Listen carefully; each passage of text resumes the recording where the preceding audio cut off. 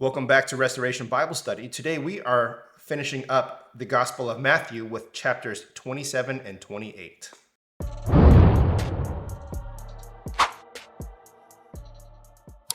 When morning came, all the chief priests and the elders of the people took counsel against Jesus to put him to death. And they bound him and led him away and delivered him over to Pilate the governor. Then when Judas, his betrayer, saw that Jesus was condemned, he changed his mind and brought back the 30 pieces of silver to the chief priests and elders, saying, "I have sinned by betraying innocent blood." Then they said, "What is that to us? See to it yourself." And throwing down the pieces of silver into the temple, he departed, and he went and hanged himself. But the chief priests, taking pieces of silver, said, "It is not lawful to put them to the treasury, since it's blood money." So they took counsel and bought with them the potter's field as a burial place for strangers. Therefore that field is called the field of blood to this day.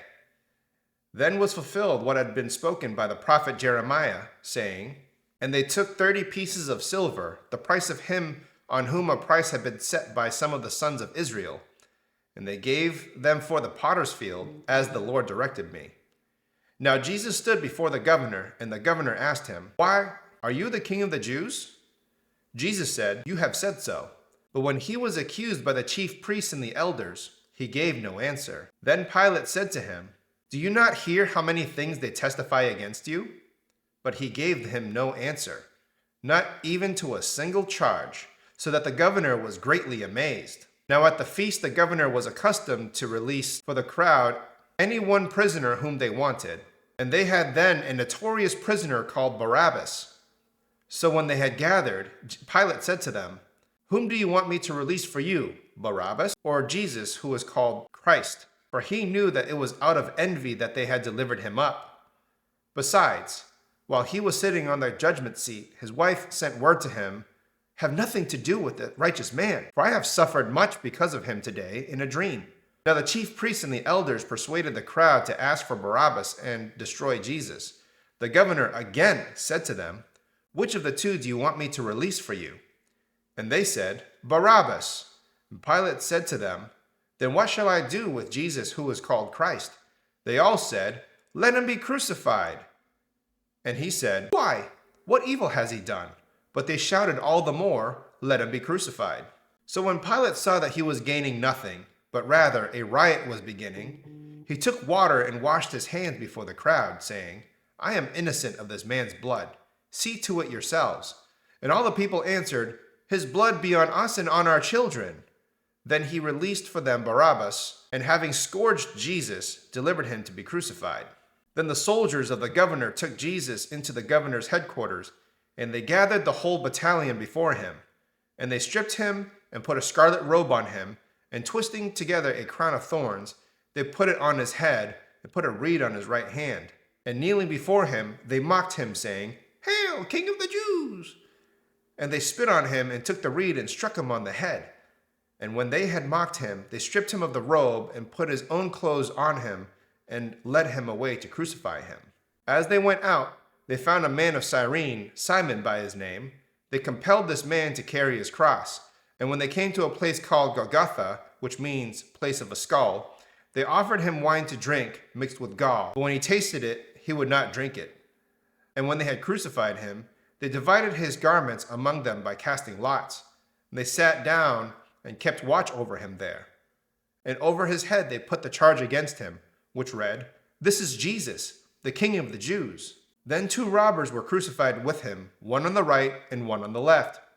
And those who passed by derided him, wagging their heads and saying, "You who would destroy the temple and rebuild it in 3 days, save yourself.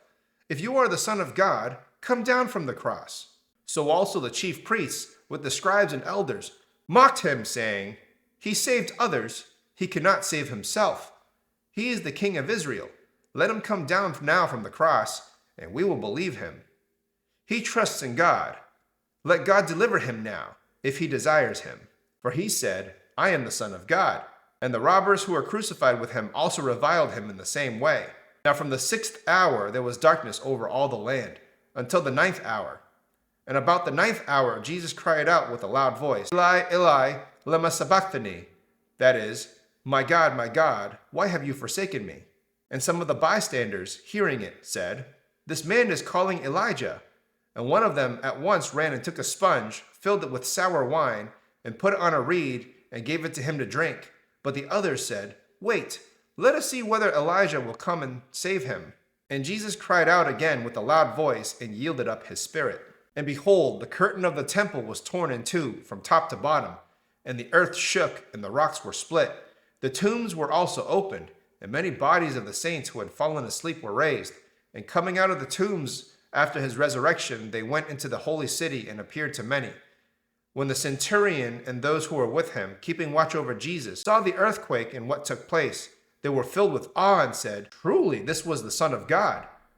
There were also many women there, looking on from the distance, who had followed Jesus from Galilee, ministering to him, among whom were Mary Magdalene and Mary, the mother of James and Joseph, and the mother of the sons of Zebedee.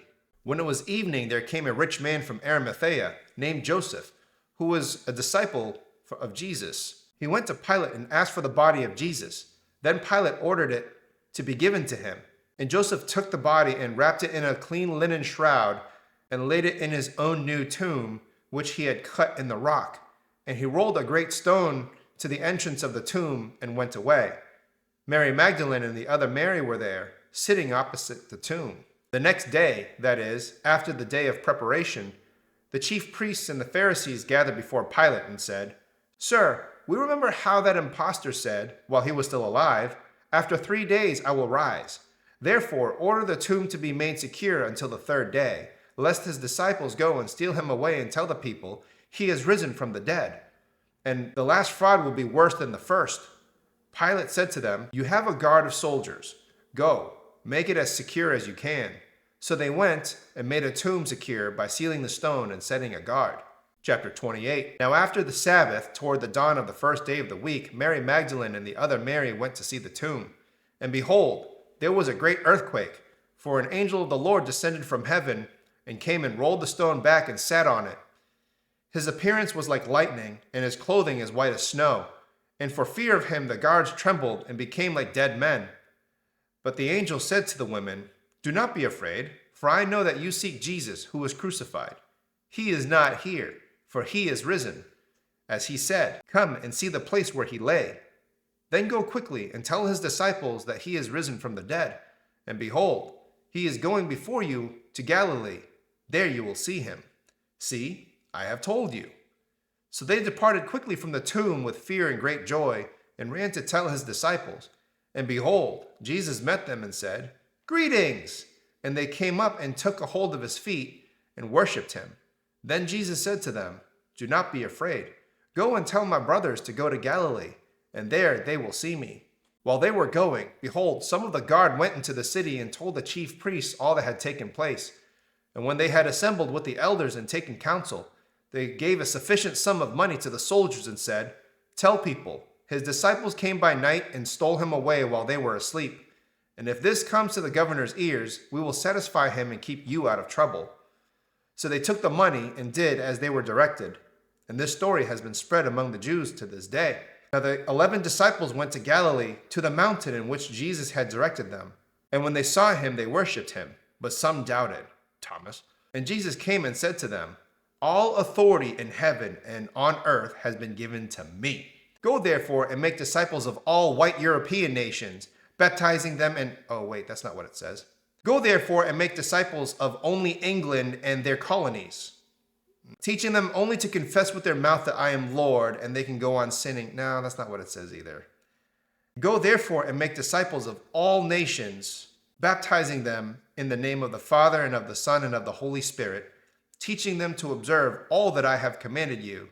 And behold, I am with you always to the end of the age." And that wraps up Matthew chapters 27 and 28. Thank you so much for reading. Please like, share, and subscribe, and I will see you in the next video where I do the commentary and break these chapters down.